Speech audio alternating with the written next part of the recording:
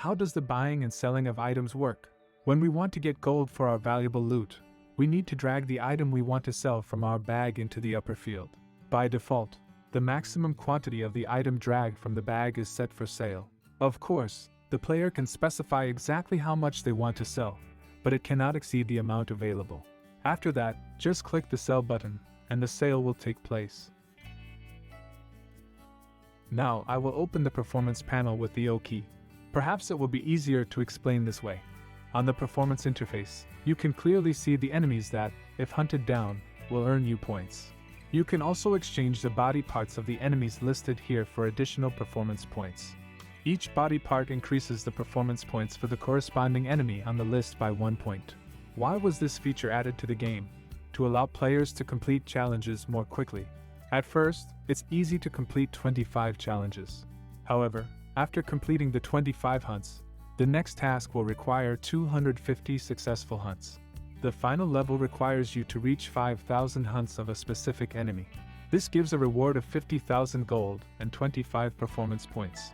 If you reach 2,510 performance points, you will unlock the dragon character. Of course, before that, you will receive many interesting characters and pets that can only be obtained with your performance points. The entire performance challenge holds more than 3 million gold that the player can acquire. This interface allows you to repair your damaged crystals.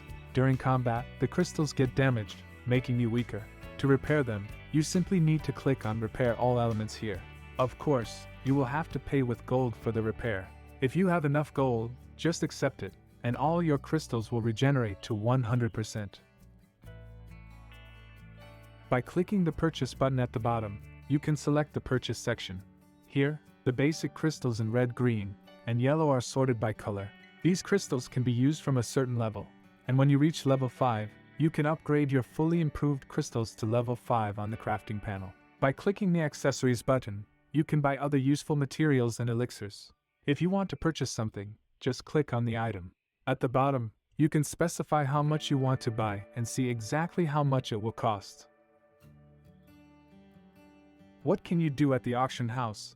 There is also a separate interface here where you can buy and where you can place your valuable goods for sale. Let's start with the buying side. I chose the bottom button, the goods. Here you will find materials. Of course, if someone has put up a crafted pet or character for sale, you can buy that here too. But let's see what we see and how to handle the interface. If we spend a long time searching among the goods, it is worth refreshing the interface with the button at the top from time to time, because someone may have already bought it from under us. Since the auction is global, anyone who opens it and may be on any server can buy from the same items. You can search for products by name. Just enter the name in the search field and press the refresh button. In the row of purchasable items, you can see how much it costs in total, how many pieces are in a package, and how much the price per piece is. Now let's move to the selling page. Here you can see the items you have already put up for sale. If you click on one of your items with a yellow label, you can take it back from the auction house. The retrieved item will be placed in your bag. If the label is red, the item has already been purchased by someone, and if you click on it, you will receive the amount for which you offered it for sale. Now I will put up a red crystal and then take it back. Drag it from the bag here in the auction house. Specify how many you want to put up for sale. I will now enter 1 piece. You must specify the price you are asking for the entire package. I will put it up for 700 gold. The tax in this case is 105 gold. This amount will be immediately deducted from your account when you list it for sale. The auction house will always inform you whether the transaction was successful or not. Now I will take the crystal out of the auction house. Just click, and I can see that it has returned to my bag.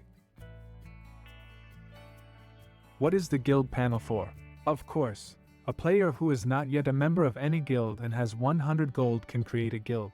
You just need to enter the guild name and create it by pressing the button. The player who creates the guild will be the guild leader. Only they can delete the guild on this interface. Guild members can write to each other on the chat panel, and only guild members will see the messages. This is global, so no matter which server the player is on, they can read what their guildmate writes in the chat panel. One thing I think hasn't been mentioned yet is the ability to change the weather and time of day. Open the settings panel, and under the miscellaneous section, you can adjust the weather. Clear sky, cloudy, foggy, rain, snowfall, storm.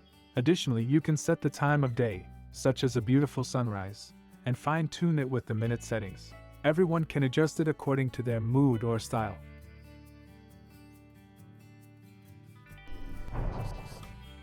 Now I'll make a full night cycle. Let's see how something like an attack looks different.